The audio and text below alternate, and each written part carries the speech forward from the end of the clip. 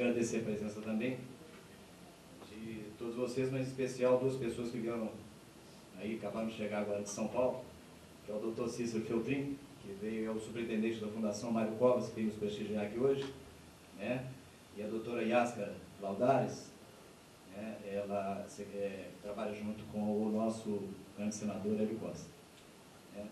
Então, agradeço a presença de todos e também, de público, fazer um agradecimento especial ao presidente da Assembleia Legislativa, deputado Mauri Torres, e ao primeiro vice-presidente Rêmulo Luiz, que desde a nossa primeira reunião, há 2 meses atrás, quando nós colocamos o que é o nosso produto, o que é a nossa empresa, ele já de cara falou, puxa vida, isso é bom para a gente, isso é bom para o Estado de Minas Gerais, isso é bom para o país, e nós damos total incentivo que depender da Assembleia Legislativa, conte conosco. Então, eu agradeço a todos, mas eu não me apresentei, né? Eu tenho que me apresentar primeiro. Bom, eu sou Cláudio Nogueira, sou diretor comercial da IGN. A IGN é uma empresa que integra soluções em certificação digital e ela é representante da Image One, uma empresa sediada em Campinas, e parceiro do Serviço Notarial do 8º Ofício, que promove este evento com o objetivo de levar a todos vocês informações precisas sobre a evolução do uso da certificação digital no âmbito empresarial e público. E para compor a nossa mesa de trabalho, gostaria de convidar o Dr. Maurício Leonardo.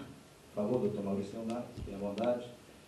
O Dr. Maurício é titular, o tabelião titular do Serviço Notarial do 8º Ofício de BH, diretor da ANOREG, Associação dos Notários e Registradores do Brasil, diretor vice-presidente da SERJUS, Associação dos Serventuários da Justiça de Minas, diretor para assuntos governamentais do Colégio Notarial do Brasil e pioneiro no Brasil no uso da certificação digital com fé notarial. Além disso, uma das pessoas que concentra a maior carga de experiência no uso da certificação digital no Brasil, se destacando neste âmbito desde junho de 2001. Tenho a bondade agora de... Vou chamar agora o diretor-presidente, não gosto da palavra presidente, o diretor da Image One, né, Alexandre Maiali. A Image One é uma empresa pioneira em digitalização de documentos no Brasil, com sede em Campinas e com atuação em todo o território nacional. Foi homologada pelo Serviço Notarial do 8º Ofício para o desenvolvimento de soluções que envolvem certificação digital e fé pública. Alexandre Maiali é formado em Ciências da Computação e Matemática pela Unicamp, MBA em Administração pela California State University, MBA em Tecnologia da Informação e Gestão Estratégica de Negócios pela Ohio State University.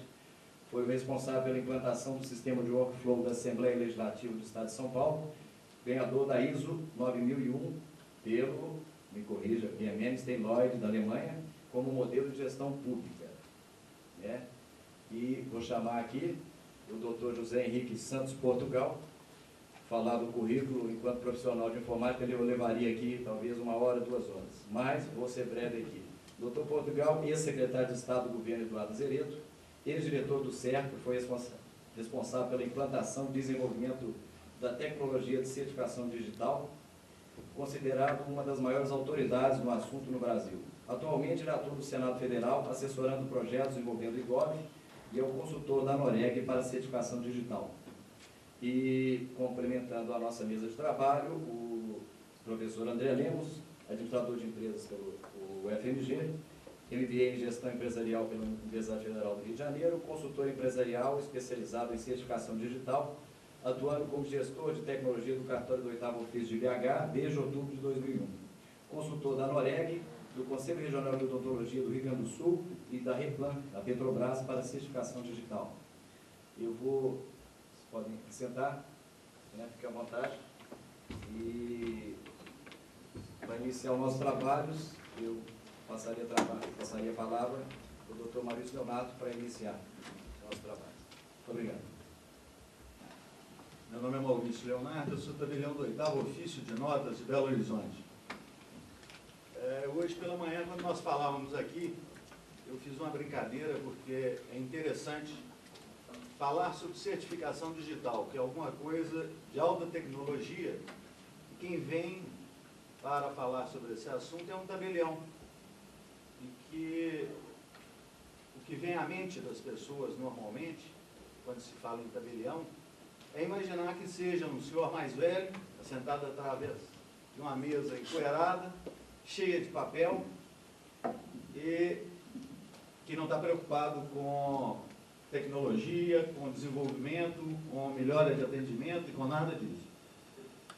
Mas, ao contrário, em 2000, pela primeira vez, quando o governo federal começou a tratar do assunto de certificação, nós tivemos a oportunidade de ver num decreto do EGOV, em que o governo já falava em cyber notary. Portanto, ele já imaginava que todo o serviço de certificação também envolveria os notários.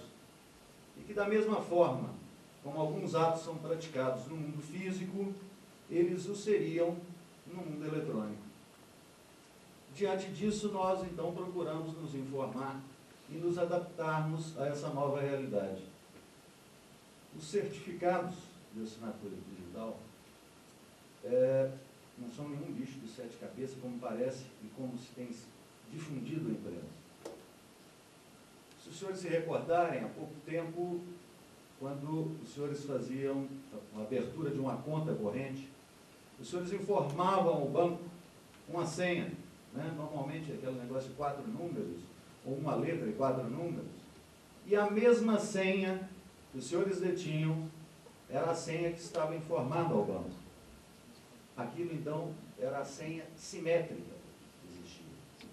O que veio de novo agora com a certificação?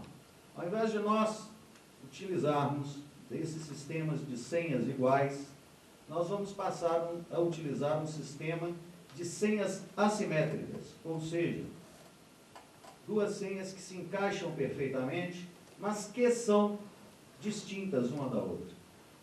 E a isso convencionou-se dar o nome de chave privada e chave pública. E a maneira como isso é construído é através de aritmética, de algoritmos, de números primos, com equação própria. E se os senhores tiverem curiosidade de procurar a saber, tanto hoje aqui no decorrer desse nosso bate-papo, ou no final, tanto eu quanto o doutor Alexandre ou o doutor José Henrique Portugal poderemos explicar aos senhores com mais detalhes da maneira técnica como isso é construído. Isso foi feito com uma finalidade exclusiva. Quando nós estamos falando em internet, em comunicação, em meio eletrônico, nós precisávamos de trazer para esse mundo algumas coisas que nós tínhamos no mundo físico. Por exemplo, no mundo físico, quando eu tenho um documento, eu tenho o autor desse documento. No mundo eletrônico, nós não tínhamos isso. Você tinha um e-mail que era feito, você tinha um documento que era gerado e não existia assinatura nenhuma, nada para criar a origem daquilo. Essa tecnologia permite que você conheça quem é o emissor de um documento. Mas, além disso, nós precisávamos de ter a certeza de que o documento que venha a ser produzido nesse meio, que ele seja íntegro, que o que eu mande para uma pessoa, eu tenha certeza de que, daquela mesma forma, ele vai chegar no destinatário. Então, eu precisava de garantir a integridade do documento. Essa tecnologia permite isso também. Mas, além dessas duas coisas, eu precisava de ter certeza do destino deste documento, de tal sorte que o indivíduo que o recebesse não pudesse repudiar o documento. Também isso, essa tecnologia traz.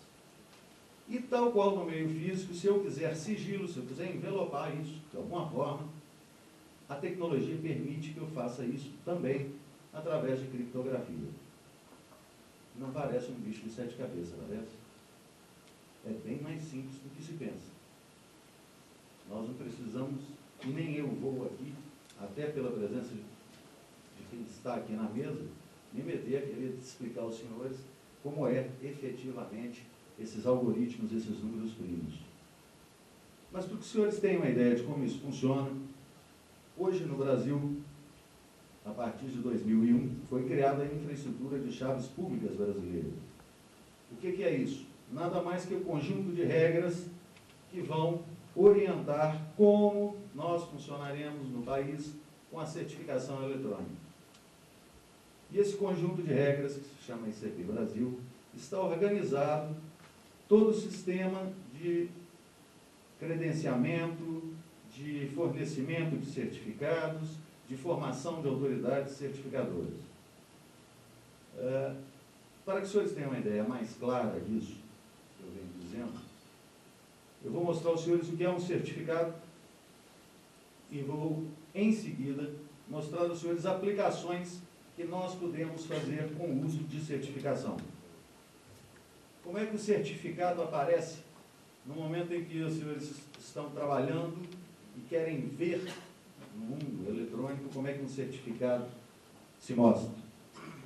O que nós estamos mostrando ali no certificado nada mais é a representação física, a declaração da autoridade certificadora de que ela forneceu um certificado ao Maurício Leonardo, emitido pela AC CertSign Múltipla, no dia 5/8 deste ano, com validade de 2 anos. Para que eu saiba se esse certificado está dentro da infraestrutura de chaves brasileiras, basta que eu verifique no caminho da certificação se esta autoridade certificadora está dentro das regras brasileiras. E qualquer outro certificado que eu abra, de qualquer empresa, ele sempre se apresentará assim.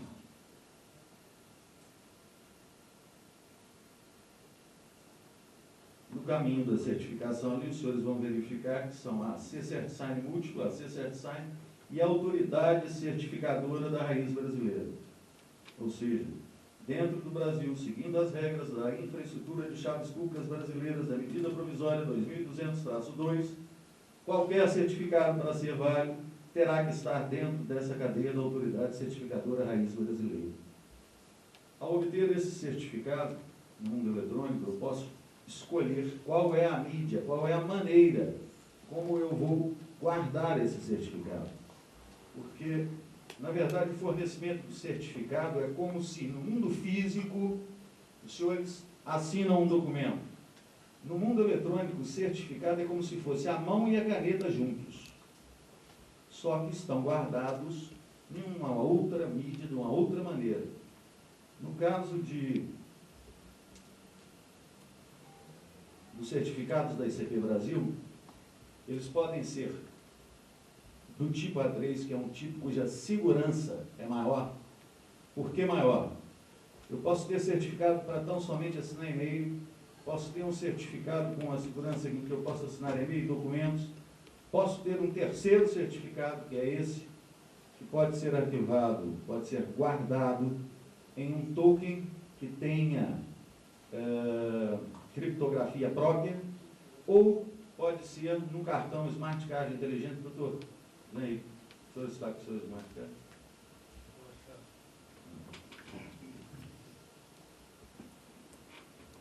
Eu achei até que você não ia me emprestar. Mas aqui está todo mundo vendo. Ou pode estar guardado num Smart Card que detém um chipzinho com criptografia própria da mesma maneira. Para que isso, então, nós vamos usar toda essa história que tem aí, de que forma isso no dia a dia da gente pode modificar? Para isso, eu gostaria de pedir ao Alexandre que começasse a nos contar aqui alguma coisa em torno disso, e à medida que o Alexandre for falando, eu vou me permitir de vez em quando colocar meu dedinho no meio assim, falando. Doutor Alexandre, por favor. Obrigado, eu quero dar boas tardes a todos também, obrigado pela presença. E começar a trazer a coisa para o aspecto prático, para que vocês possam ter uma ideia de como isso está muito mais próximo da gente do que nós podemos imaginar. Quando nós começamos a falar em algoritmos, começamos a falar em aritmética e começamos a falar em criptografia, parece que é uma coisa muito longe do nosso dia a dia. Gente, a minha altura não está compatível aqui, vocês me desculpem. Fizeram o pedestal mais alto que eu. Agora ficou melhor. Todo mundo me ouvindo bem, do mesmo jeito, tranquilo, né? Veja só, como essas coisas estão muito próximas da gente e nós não precisamos nos preocupar de como isso funciona. De manhã eu fiz uma pergunta interessante e achei que ninguém ia levantar a mão, em todo caso apareceram. Alguém aqui nunca falou no celular? Quem, por favor, levante a mão, quem nunca falou no celular? Uma pessoa. Olha, você é uma privilegiada, me permita dizer assim, porque o celular me disseram que ele foi feito para acudir a ansiedade dos outros. Entendeu? Porque quando você quer falar com alguém, o que a gente deveria fazer? Né? Liga o celular para ter o próprio uso, fala com quem você quiser e desliga. Mas não é assim que a gente faz, né? Existem pessoas que até por questão funcional acabam ligando, deixando o celular ligado durante a madrugada e assim por diante. Bom, se você é a única que talvez tivesse o direito de dizer o seguinte, eu nunca usei e também não sei como funciona o celular. Todos os demais que já usaram o celular sabem explicar como ele funciona? Saberia descer a detalhes técnicos e nos explicar? Se souber, por favor, eu levo o microfone aí, para nos explicar como é que funciona a transmissão da voz do ponto A para o ponto B, tirando o send e o end, né? Ó, tá vendo como que o celular pega a gente? Fala que agora eu não posso, por favor, que estou dando atenção para vocês. Mas viu como é que funciona? Alguém está ansioso em falar e não sabe que ele está ocupado numa apresentação importantíssima. Não é assim? Vocês sabem dizer como funciona o micro-ondas, por exemplo? Alguém aqui já não usou o micro-ondas? A maior parte já usou. Sabe como é que funciona? Certificação digital, senhores, é a mesma coisa. Não interessa para o usuário final como funciona, mas interessa a uma comunidade de pessoas físicas e pessoas jurídicas que precisam eternizar a informação. O que eu quero dizer com eternizar a informação? O conceito de tempo no mundo da informática ele é muito diferente do que o conceito de tempo na navegação, por exemplo. Se você manda um container do Porto de Santos até um porto em Angola, você pode levar 15 dias para a sua mercadoria chegar. Por que inventaram, então, o Federal Express, Sedex e coisa nesse sentido? Porque nós estamos vivendo na sociedade do conhecimento. E nós podemos transmitir um documento instantaneamente, usando a internet. Nós temos os serviços de courier porque nós, ao mesmo tempo em que estamos desenvolvendo conceitos e ampliando a nossa área de conhecimento, a gente ainda está atrelado a respaldo jurídico. Nós precisamos ter certos cuidados, precisamos assinar contratos, que diz que o que é combinado não é caro, então põe no papel. Quantas pessoas, quantas operações não são prejudicadas porque não é feita a formalização no princípio das tratativas dos negócios? Então, se nós estamos na sociedade do conhecimento, e é um momento muito importante que nós estamos vivendo, porque nós não estamos mais na era do fogo, na era da pedra lascada, e o que parece ser muito distante, o que era a terra, a época da terra, onde o proprietário, o senhor feudal, era quem detinha as possibilidades de crescimento, depois os grandes capitalistas é quem detinham a capacidade de dominar o mundo. Hoje o homem mais rico do mundo produz o quê que você pode apalpar? As caixas, quando você compra o Windows lá, você compra a caixa, é isso que nós estamos deixando o Bill Gates, um dos homens mais ricos do mundo, que ele vende caixa? Que ele vende produto intangível. Quem aqui nunca teve contato com uma cópia pirata do Windows? Por que ele permitia que isso acontecesse? E permite até hoje. Porque para ele é melhor você usar o produto pirata. Existem mais de 70 mil produtos homologados para o Windows, porque assim ele dissemina na cabeça de cada um de nós o que ele está produzindo lá. E aí, em termos corporativos, nós podemos até usar uma cópia pirata em casa ou no nosso micro, mas a sua empresa, que é mais fácil de controlar, ela vai ser praticamente obrigada a legalizar a infraestrutura, a menos que parta para uma política de software aberto, que é outra gestão do conhecimento. Aí você fala assim, bom, mas o que o cara do Linux vai ganhar se o produto dele é de graça? Alguém já ouviu falar na Conectiva, uma empresa aqui no Brasil? A Conectiva vende treinamento naquilo que é de graça. Ela vende conhecimento. Mas ela vende sabedoria, que é a prática do conhecimento. Então tem gente ganhando dinheiro em cima de produto grátis. Porque é através do conhecimento que você pode, numa garagem da sua casa, criar um produto revolucionário. Você não precisa de capital, você não precisa ser produtor rural, você não precisa ter uma terra, você não precisa ser latifundiário, você precisa ter conhecimento, e conhecimento hoje está disponível para qualquer um. independente da sua classe social, independente da sua crença, independente das oportunidades que você possa ter, com um pouco de esforço, você pode buscar conhecimento, inclusive, mesmo sabendo onde fisicamente ele está. Você pode visitar o Museu do Vaticano. Sabe quanto custa um ingresso no Museu do Vaticano? Fisicamente eu também não sei, mas pela internet dá para a gente visitar o Museu do Vaticano, a hora que quiser. Ele fica aberto 24 horas na internet. São coisas que são importantes nós comentarmos, porque no lado, quando a gente fala digital, muitas vezes as pessoas criam uma barreira que não há a menor necessidade de existir. Porque isso não é complicado, isso é extremamente simples. E mais, veio para facilitar a nossa vida. E o objetivo dessa palestra, juntando o conhecimento de todos nós, e principalmente as necessidades e os conhecimentos de vocês, é mostrar que nós não precisamos de mais nada para colocar isso funcionando. Basta querer, que a necessidade vocês já têm. Eu vou mostrar alguns cases aqui, inclusive do que é passado, mas esse passado talvez seja o dia a dia na empresa de vocês, e esse passado não é pejorativo não, tá? Até porque eu acredito que ninguém nessa sala, por mais novo que seja, verá a eliminação completa do papel. Eu não acredito que alguém vá conseguir, eu acho que nem os filhos dos mais novos aqui conseguirão ver a eliminação completa do papel. E nem sei se é do interesse da humanidade que isso aconteça. Tá?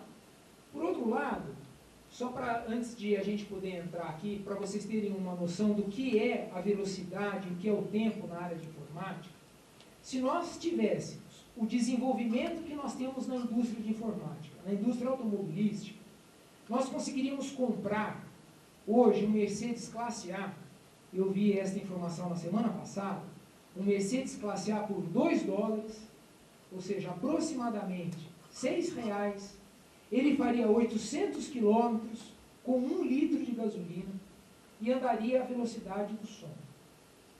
Se a indústria automobilística tivesse tido este impacto relevante que tem a área de tecnologia na área de informática, significa o seguinte: como isto evolui e como a gente é escravo da tecnologia e não percebe. Eu tive a oportunidade de conhecer um dos gestores do programa Apollo 11, e ele pilotava, ele manipulava sozinho um computador que ficava num prédio de 3 andares. E só uma pessoa operava aquela máquina. E aquela máquina provavelmente tinha menos memória do que o celular de vocês. E geria o programa espacial que levou o homem à Lua. Para vocês verem como as coisas evoluem de uma maneira absurda. E existem pessoas que estão aqui, que provavelmente viram, ou se não viram, pelo menos estavam nascidos no momento que o homem disse que era um pequeno passo para ele, mas um grande salto para a humanidade. Nós estamos vivendo isso outra vez. Outra coisa, finalizando, para poder entrar no aspecto prático. Quem aqui tem computador em casa? Por favor, eu queria ter uma noção do número de pessoas que têm computador em casa. Tá bom.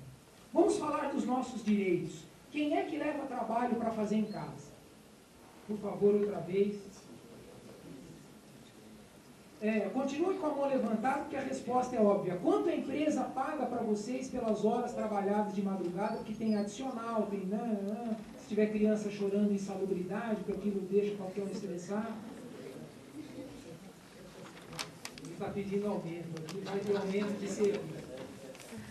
Gente, olha como nós somos escravos da tecnologia e muitas vezes não paramos para pensar. O Gartner Group soltou uma informação há um mês atrás, dizendo o seguinte, que nós aumentamos em 215% o tempo de confecção no documento de 1999 para cá. Sabe por quê? A informação é a mesma, mas nós queremos colocar negrito, sublinhado, itálico, isso é fácil, né?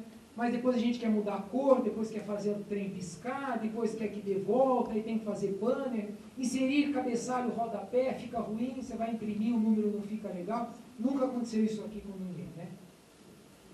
Isso significa que você está levando 1,15% a mais, 115% a mais do tempo que você levaria para escrever no Word usando assim, a função mais básica que tem. E inserir tabela. Você insere a tabela do jeito que quer ou você procura padronizar, centralizar? Vocês perceberam o tempo que a tecnologia está roubando da gente? Mas a certificação digital vem dizer o seguinte, olha, informação é uma coisa, documento é outra coisa, que informação é assim, eu ligo para você e falo assim, dá para você fazer tal coisa assim, assim, assim, sabe? Você pega e faz. Aí se dá uma coisa muito errada lá na frente, fala assim, foi o Alexandre que pediu. Aí eu digo assim, eu não estava nem aqui, não liguei do meu telefone, você não tem como me rastrear, e aí você passa a ser responsabilizado por um ato, que teve um input, teve uma ordem, alguém pediu, mas não registrou. E aqui, essa é a diferença entre informação e documento. É aquilo que eu posso ter um caráter probatório. Por que nós hoje precisamos de caráter probatório? Porque são muitas instituições relacionadas, às vezes no mesmo evento. Não é apenas, nós não vivemos um momento apenas entre relação de cliente e fornecedor. Outras pessoas, principalmente no aspecto de terceirização, o que é terceiro para você, talvez para mim já seja um quarto ou quinto, porque eu não sei o tamanho dessa cadeia de superiores. Então, como é que a certificação digital vem para nos ajudar? Quem aqui tem certificado digital já? Quem aqui possui seu próprio certificado digital? Pouquíssimas pessoas. Quem aqui costuma assinar documentos? Qualquer um. Até na vida privada, cheque, assim por diante. Só? Então, vamos ver, ó, quem não assina documento, levanta a mão. Quem nunca assinou um documento na vida? Bom, depois do almoço é jogo duro, né? Mas olha, todo mundo, uma vez ou outra, é obrigado a assinar um documento. Esse documento pode ser um cheque, pode ser um recado, pode ser o que for. O que nós vamos ver agora é assim, nós vamos continuar assinando documentos, fazendo o que vocês fazem hoje, talvez na caneta com valor legal e reconhecendo firma, talvez assinando um e-mail que você já coloca ali o rodapé automático, ele aparece sozinho, mas de alguma forma você se identifica. E nós estamos fazendo isso com valor legal. Não é um valor legal, é valor de você poder juridicamente comprovar que tem certos atributos naquela informação que transformam um documento. O que nós precisamos fazer? Já que tudo o que nós vamos ver está pronto, preparado, existem empresas já nessa situação, não é mais estado da arte, é estado de necessidade, já tem gente fazendo. E uma coisa que nós precisamos dizer, o Brasil tem sido um dos países pioneiros na utilização dessa tecnologia.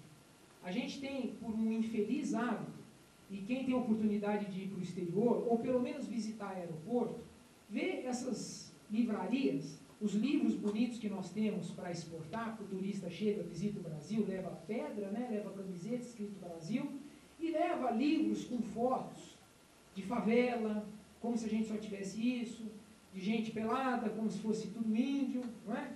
E assim por diante. Quer dizer, a gente explora, e praia, também tem praia, mas a gente explora muito mais a nossa desgraça do que os benefícios que a gente está gerando para o próprio povo. Me parece que a gente tem a preocupação de muito mais ficar olhando para aquilo que a gente vai perder, ao invés de olhar para aquilo que a gente pode ganhar. Essa tecnologia é olhando para o futuro, é olhando para aquilo que nós podemos ganhar. É importante que cada um de vocês se convença disso, porque o que nós estamos mostrando aqui não é nada de inovador no sentido de quem vai ser o primeiro a usar. Isso já está sendo usado. É importante dizer que não é um padrão tupiniquim. Nós estamos numa tecnologia que envolve padrões internacionais. Porque nós não mandamos e-mails só dentro da nossa empresa, e nem só para os nossos fornecedores, e nem para a nossa comunidade de amigos. Nós mandamos informações para o mundo todo. Então, a obtenção de um padrão é extremamente importante. Inclusive padrão legal. Porque se estamos falando de globalização, operação comercial entre países, a operação comercial entre países é o jeito macro de dizer, mas na verdade ela se dá entre pessoas, entre empresas. E como é que nós podemos provar que aquilo de fato saiu de onde se pressupõe, que chegou onde se pressupõe e assim por diante? Então vamos abrir uma primeira apresentação para mostrar para vocês alguns paradigmas que são quebrados ao longo do tempo. E aqui a gente faz o seguinte, eu vou mostrar um caso extremamente interessante. Esse aqui é um posto de fiscalização entre a fronteira do estado do Espírito Santo e do estado do Rio de Janeiro. A preocupação da Secretaria de Fazenda do estado do Espírito Santo, para vocês terem uma ideia, esse projeto foi bancado todinho pela ONU, tamanha a relevância do impacto das coisas que ele poderia gerar. Tá? O estado não gastou absolutamente nada, mas o estado do Espírito Santo é um estado essencialmente importador. Ele importa 75% dos produtos que consome. Vai desde papel higiênico até as coisas do mais simples ao mais complicado. E o que acontece?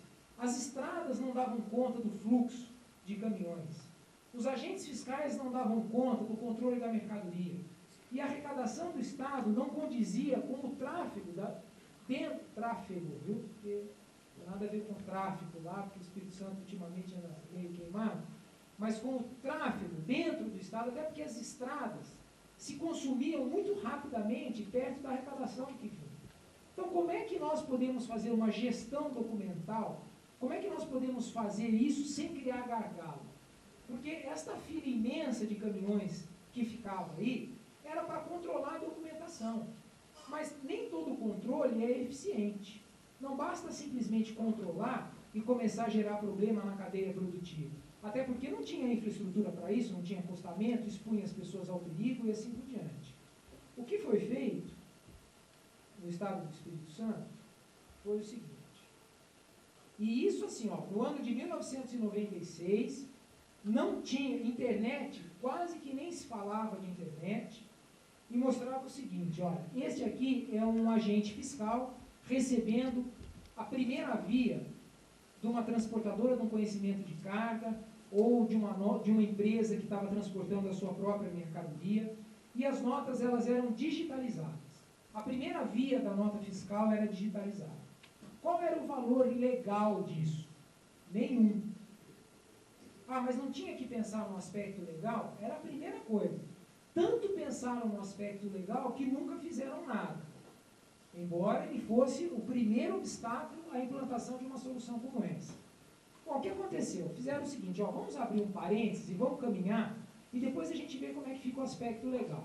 Então, passaram a ter a digitalização da nota fiscal, e aí fizeram o seguinte, bom, eu não posso adulterar o documento e não posso invalidar o documento. E isso não é informação, isso é documento, né? Porque ele tem valor legal. Se vocês observarem ali, existe uma sequência de números que está dentro daquele retângulo ali, 101 ES para... Essa foi uma solução que nós achamos, nós encomendamos isso para um fabricante que topou essa nossa briga tecnológica, ele colocou uma impressora na boca do scanner. Então o que acontecia? Antes de digitalizar, o scanner ia, uma impressora do tamanho de um dedo, indicador, ele ia colocando uma sequência de 80 caracteres, que era mudado de 4 em 4 horas, que era o tempo que se alternava a senha do sistema. Qual é o valor legal disso? Nenhum. Em compensação, isso também não invalida nenhum tipo de documento. Nós digitalizávamos essa informação, capturávamos ali o seu código e liberávamos o motorista com o caminhão. Ou seja, nós não gerávamos acúmulo de veículos porque alguém ia ficar digitando aquela informação, e conhecimento de transportadora, não sei se alguém já teve acesso a esse tipo de documento, imagina uma transportadora que chega a levar, às vezes, 30, 40 clientes. Produtos de 30, 40 clientes dentro do baú do seu caminhão. O que acontecia?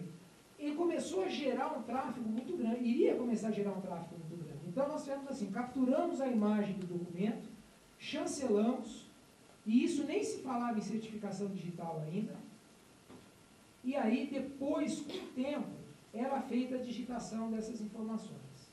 Né? O que acontecia? Isso aqui é um exemplo, só a tela do sistema, que ficava na sede da Secretaria da Fazenda.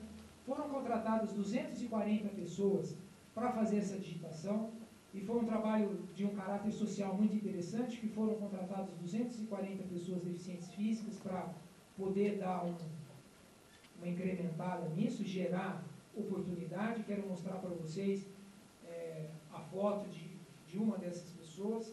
Todos eles eram surdos mudos, porque para mexer com o computador você não precisa, você precisa enxergar, né?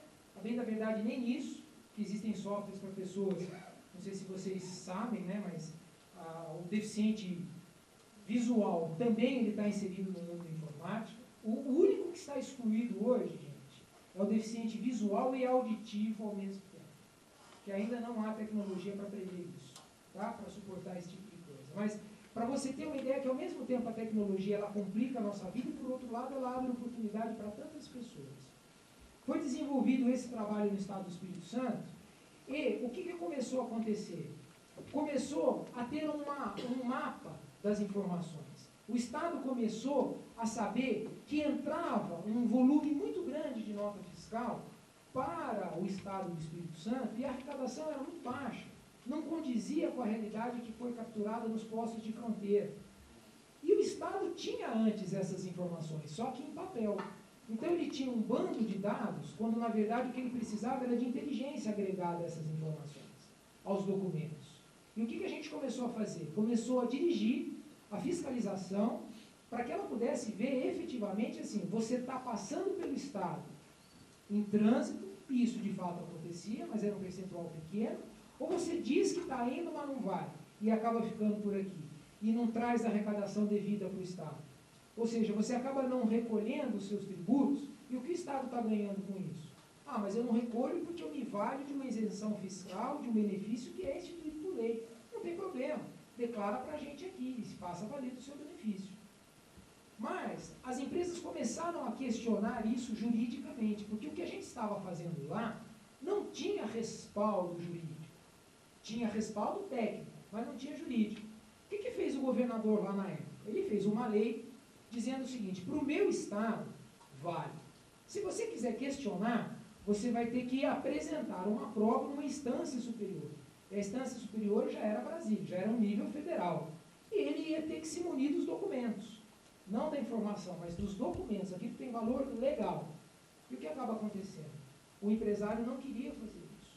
Acabava inibindo esse tipo de atitude e o governo começou a ver que, tudo bem, nem estrutura, supondo que todo mundo resolva pagar, todo mundo resolva fazer direito, eu também não tenho estrutura para receber e tratar essa informação no tempo que eu preciso.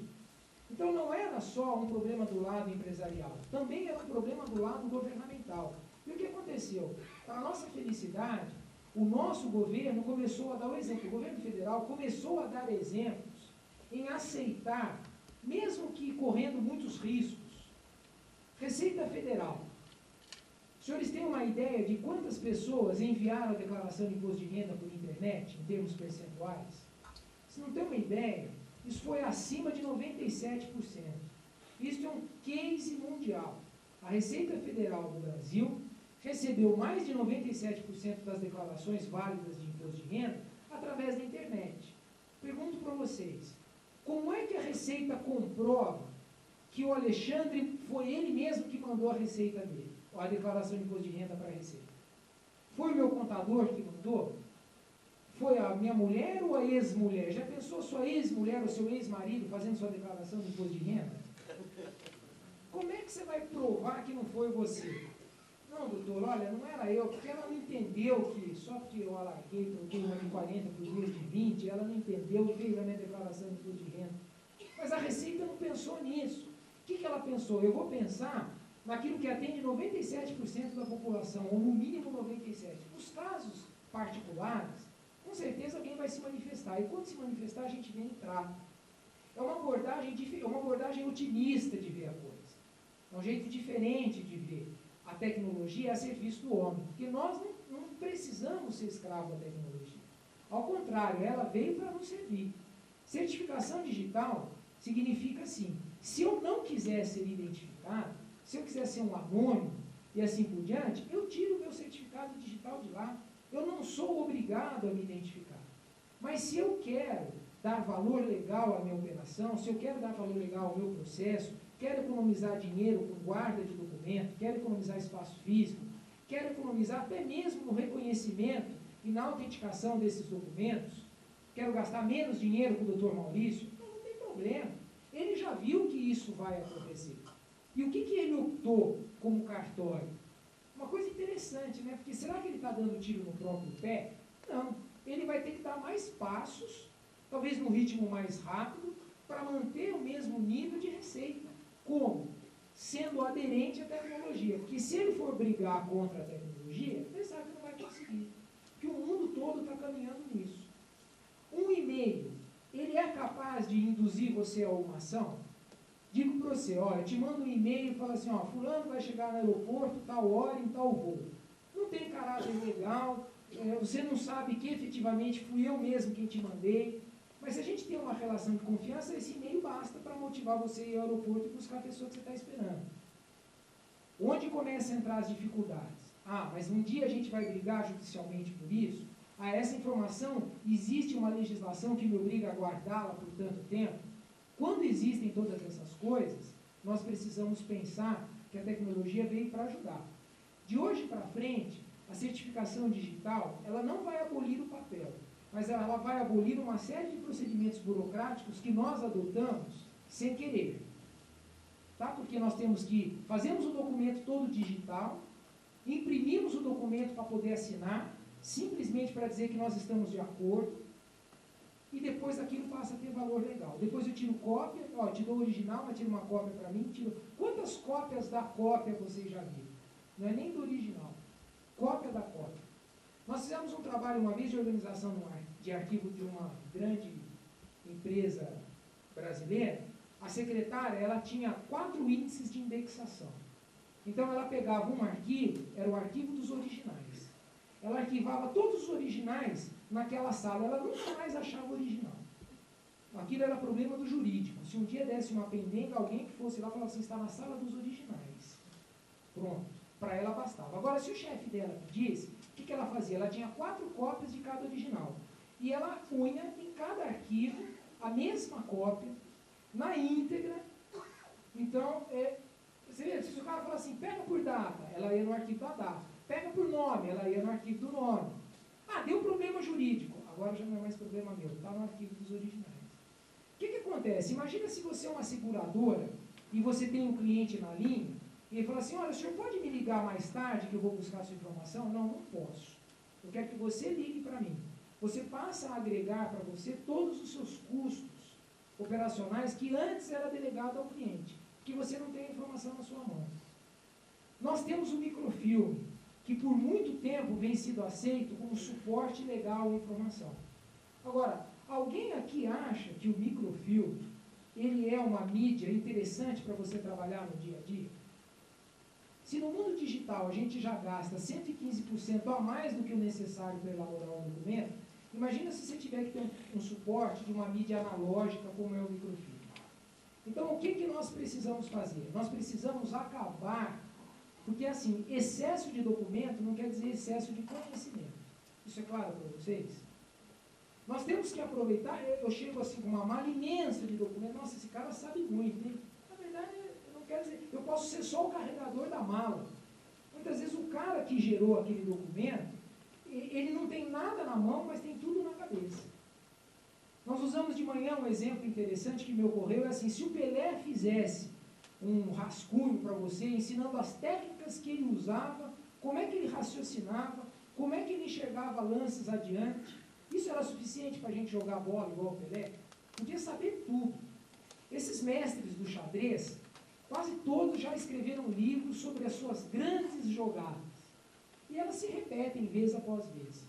Mas por que toda vez que a gente vai pegar o livro e vai jogar xadrez, do mesmo jeito que o cara escreveu, a gente segue fielmente os passos? O cara vem e te dá um checkmate. Ou dificulta a sua estratégia de operação. Porque conhecimento é diferente de sabedoria. Os americanos disseram que o volume de informação que eles tinham era suficiente para ter evitado o atentado de 11 de setembro. E por que não evitaram? Por 2 motivos muito básicos. E isso acontece conosco até enquanto pessoa física. É assim, é muita informação sem a gente saber onde ela está, como ela está, e nem mesmo nós não sabemos o que nós sabemos. O presidente da HP, no ano passado, no final do ano passado, ele disse o seguinte, se a HP soubesse o que a HP sabe, nós estaríamos num outro patamar. Gente, nós não sabemos o que nós sabemos. Muitas vezes a gente se lembra de um negócio, você já teve vontade de falar um negócio, não falou, depois você sai e fala, putz, eu podia ter falado aquilo lá. E prova, quem fazia prova ou teste, fala, eu sabia isso aqui, não me conformo que eu errei. Mas errou, né? Por que errou? Porque você não lembrou. Mas você tinha o conhecimento. Então, basicamente, nós não lembramos ou não sabemos aquilo que nós sabemos. E a segunda coisa que é muito interessante de notar. Algumas pessoas entendem que informação é poder. Isso está correto. Agora, sentar na informação não é poder. Isso é um engano. Porque muitas vezes você senta na informação e acaba esquecendo que você está sentado na informação. Se ela não for pontiaguda, você nunca mais lembra dela. E aí, quando você for procurar a informação, cadê a informação que deveria estar na sua frente? Ela não está, porque ela sumiu. O que nós estamos fazendo? E trazendo para mostrar para vocês um processo novo, muito interessante em juntar o aspecto legal com o aspecto operacional, a oportunidade da informação, deixá-la disponível no seu dedo, mesmo que seja de madrugada na sua casa, mesmo que seja pela internet, mesmo que você grave num CD, para que você possa trabalhar, mas com um grande volume de informações estruturadas, e não informações desestruturadas que você acaba não sabendo por quê. O que aconteceu nos Estados Unidos, que acabaram admitindo depois, parte da massa de informações estava com o Bureau de Inteligência, que é o FBI, e a outra parte da informação estava com a CIA. Se tivessem juntado, o que acontecia? Talvez nós pudéssemos prever esta fatalidade. Hoje está assim. Fizeram lá uma grande reformulação, que me parece que dos últimos 40 anos não houve uma reestruturação governamental tão imensa e violenta como foi nos Estados Unidos. Mas o que fizeram?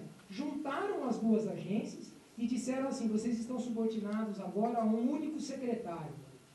O que esse único secretário vai fazer em termos práticos para fazer as informações fluírem entre as duas agências? Me parece que muito pouco. O que nós temos que fazer? Nós temos que caminhar por um genocídio de papel. Queimar papel não significa queimar conhecimento. Está claro isso para vocês? Está claro isso para vocês? Então vamos lá. Vamos ver como é que a gente consegue mostrar que nós podemos, com valor legal,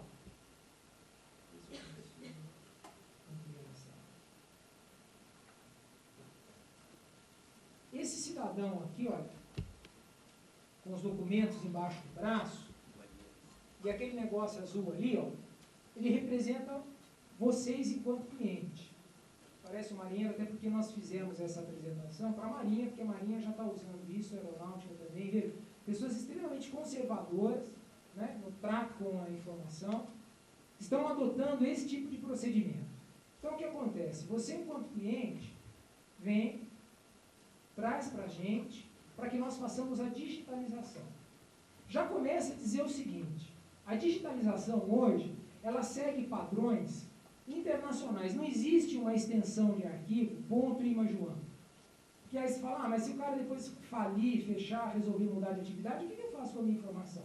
Nós estamos caminhando para a globalização da informação. Se ela precisar ser sigilosa ou extremamente confidencial, você aguarde em outro lugar, de preferência, fora do seu sistema de informática. Porque se ele estiver ligado, alguém vai conseguir penetrar no seu sistema.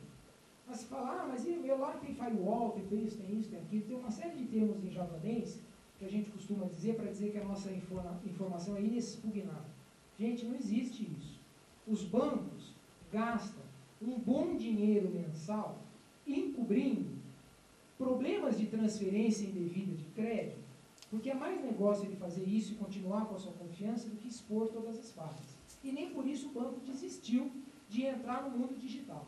Ao contrário, o banco tem estimulado as operações pela internet, porque assim ele não precisa mais de agência bancária, ele não precisa mais de funcionário nas agências do banco, ele não precisa pagar estacionamento, ele não precisa emitir talão de cheque. Por isso é que ele incentiva grandemente as pessoas e ele dá financiamento, um juro bem subsidiado, para você usar o home banking ou coisa por aí. Tá? O que acontece? Uma vez que você faz a digitalização, a pessoa da linha de produção, ela coloca a assinatura dela ali. Ó. A Imajuan, quando faz a digitalização para vocês, ela mostra o seguinte, olha, eu terminei a digitalização e assino eletronicamente. Eu quero mostrar, para qualquer efeito legal, que eu fui o autor dessa digitalização. Por quê? Porque alguém pode dizer o seguinte: será que você, enquanto empresa de digitalização ou empresa de tecnologia, não pode adulterar o documento? Pode, claro que pode. Só que eu estou adulterando e escrevendo embaixo: olha, gente, no dia tal, eu o documento aqui do cliente adulterei. Ou seja, não é inteligente fazer isso. A empresa não terá uma vida muito longa se fizer esse tipo de expediente, tá? Então, nós estamos digitalizando, preocupados com o lado operacional, de sair do mundo analógico, da sua mapoteca, da sua biblioteca, dos seus arquivos, e colocar a informação no seu sistema de informática. Bom, mas aí o seu jurídico vai dizer o seguinte: tá legal, você vai eliminar o documento, e se a gente precisar de um respaldo jurídico, nós vamos buscar a figura do tabelião. Só antes de buscar a figura do tabelião, eu quero mostrar para vocês o seguinte: toda vez que a gente quiser verificar uma chancela, eu clico ali naquele botão em cima que está piscando, e essa chancela, ela não fica assim no software, tá? Por que propositalmente ela está vindo e voltando, sumindo e aparecendo? Porque ela está, mas não está. Como é que eu consigo ver esta chancela se de fato ela existe? Se eu estou falando do mundo digital, do mundo eletrônico, só digital ou eletronicamente eu consigo verificar essa informação. Tá? Inevitavelmente a gente vai passar pelo assunto: e se eu imprimir um documento autenticado eletronicamente? Aí a gente vai ver qual é o valor, qual é o impacto disso aí. Né? Se nós quisermos entrar com um subsídio jurídico, se nós quisermos nos precaver de qualquer disputa judicial, o que nós temos que fazer? Nós temos que dar um valor não operacional, mas um valor de fé pública nesse documento.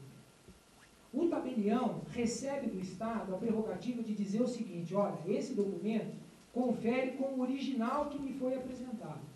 Qual é o conceito de original? O conceito de original não significa papel. Tanto que o tabelião nem precisa colocar assim: ó, confere com o papel que me foi apresentado. O original pode ser um CD, pode ser um disquete, pode ser uma fita DAT, pode ser um DVD, pode ser uma série de coisas. Que a gente vai fazer o quê? Vai entender que o original é a mídia que eu apresento para o tabelião. E é essa mídia que vai dar sustentação jurídica para o nosso processo. Se vocês perceberem, o cartório está trabalhando numa completa sinergia com a empresa de tecnologia. Por quê? Porque a partir do momento que eu já digitalizei e assinei, o cartório vai dizer o seguinte: será que eu posso colocar que confere com o original? Então ele vai ler o documento, que aqui nós representamos por sendo em papel, e ele conferindo o documento digital, mas existem ocasiões em que a pessoa do cartório, nesse processo de diligência, ele pode ter 2 monitores na frente dele. Se ele estiver homologando um laudo que foi feito com máquinas fotográficas, uma perícia de uma batida de seguro, um prontuário eletrônico, e a fotografia já foi no papel, né?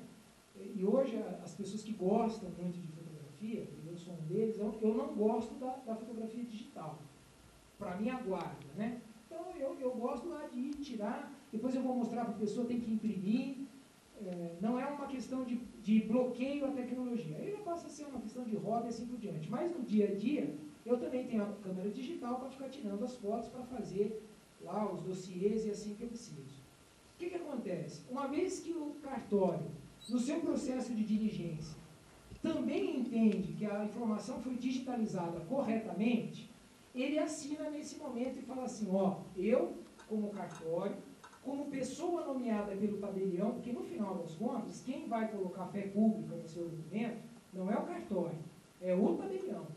Né? Depois, se vocês tiverem alguma dúvida nesse respeito, aliás, a qualquer minuto, vocês, por favor, se tiverem alguma dúvida, levantem a mão, vamos interagir, que eu acho que isso acaba enriquecendo muito a nossa apresentação. O preposto ali, o diligenciador do cartório também assina.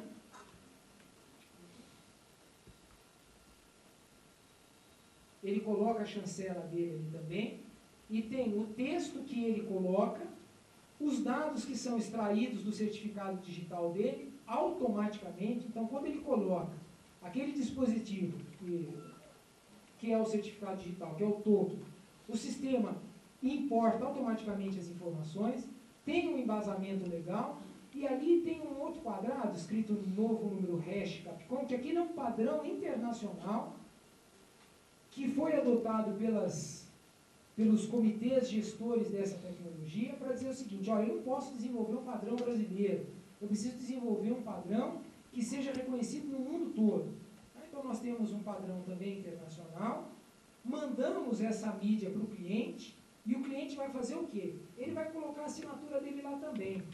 Então ele vai validar o que a irmã Joana fez, vai validar o que a pessoa do cartório fez, e vai dizer o seguinte, olha, eu concordo com tudo isso e coloco a assinatura de que eu sou proprietário dessa documentação. O conceito, que isso que é o tabelião empreendedor e visionário no bom sentido começa a entender, é o seguinte, bom, ninguém vai autenticar um livro com 200 páginas. Mas se eu tiver uma apostila, que por um acaso é um manual de funcionamento de uma máquina, e depois eu queira guardar esta informação para depois comprovar que se tiver algum defeito, não foi um defeito do sistema, e sim um defeito de operação, eu posso digitalizar aquele livro, vou chamar de livro.tif ou livro.pdf, ele é um arquivo só, mesmo que tenha 1000 páginas, e nós podemos levar o arquivo por conteúdo para o tabelião autenticado. Aí vem aquela questão, puxa, aí ele vai cobrar só R$2? Não, não vai, porque ele vai cobrar mais do que R$2, só que ele vai cobrar muito menos do que o número de páginas vezes o preço do selo. Aí já passa a ser uma... E é legal porque o tabelião passa a vir um pouco para aquele mundo do desconto, mundo da negociação. Olha, peraí, veja só, eu talvez nunca vá usar, mas eu queria fazer só por uma questão de consciência, eu quero me precaver de um problema. Veja, depende da quantidade, depende da pressa, depende da complexidade do documento. O tabelião para de ser aquela pessoa que não precisa fazer propaganda do próprio negócio. E veja, eu não estou denegrindo, não. Eu gostaria demais da conta de ser tabelião, porque eu não consegui. Entendeu? Não me deram oportunidade, mas eu queria muito. Aliás, é muito mesmo, não é pouco não. Mas eu não consegui. E não foi também por falta de tentar, que eu também tentei, mas eu não consegui. Mas é assim, você já pensou, você tem um negócio que você abre a porta, de manhã quando você chega já tem fila. Vocês não eram nascidos, mas tinha um desenho. Opa, lá. peraí. Tem vila ou não? Não, Lá não deu, não. Lá não. Vou ter que eu vou chutar o microfone. Eu estava quieto demais, viu, gente? Mas veja só. Alguém já assistiu aquele desenho do Pica-Pau, que quando ele estava com fome, ele viu o cara andando assim, viu um frango, assim? Né? Eu vi esse frango. Vocês não eram nascidos, mas tinha esse negócio lá. Aí o que acontecia? Vai negociar o preço do selo? Não dá, porque aquilo é instituído, né, por uma corregedoria, esse é o preço. Já pediu desconto, quando o cara põe assim, promoção, e não sei o que, almoço, não dá. O vendedor que não tá, que também não é comissionado, que não está preocupado se você vai vender, se você vai comprar ou não. Agora, o que acontece? O tabelião vem para o mundo dos normais, né, ou dos menos privilegiados, porque vai entrar num processo de negociação. E vocês vão saber o seguinte, mas até onde a gente consegue levar o tabelião?